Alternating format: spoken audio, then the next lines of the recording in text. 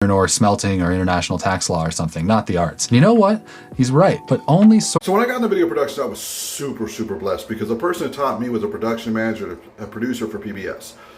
He taught 2 courses in one class, one for the arts side, like we want to build movies and have fun and do all this stuff. And there was like 5 of us who were like, how do we make a living? How do we like really do all the aspects that make a real living where you could be at your level as a production manager, as a producer at PBS and have independent projects and underneath your belt.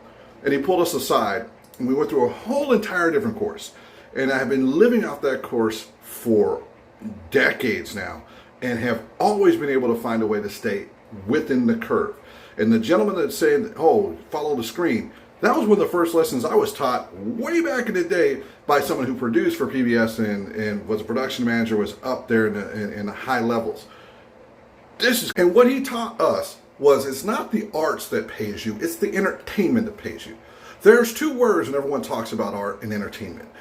If you're in the art side of it, there is fun all the time, but less money. And if you're on the right word, on the right side of it, in entertainment, there is less of the fun projects that you get to do all the time, though some of them can be entertaining and great to be part of, but there is more financial security and understanding where you're going to be visually seen, heard, and where your audience is going to be extremely important.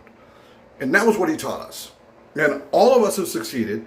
All of us have been able to evolve. All of us have been able to change what we do. And it's crazy. We call something called live stream. That's just basic live production. If you were ever at A.P.C, we're doing exactly the same thing. So if you're at a nice podcast, you're doing the same thing as they're doing at these A.P.C, CBS, NBC live shows.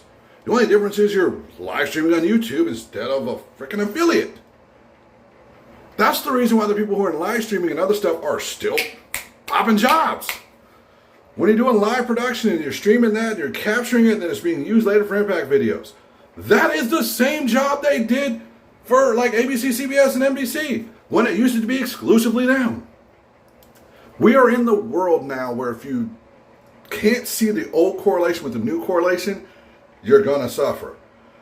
It's not easy, and you still got to realize arts are great, but make sure you have entertainment for others outside of your own personal art to ensure you have the ability to do your personal art and do art for others, which is their entertainment.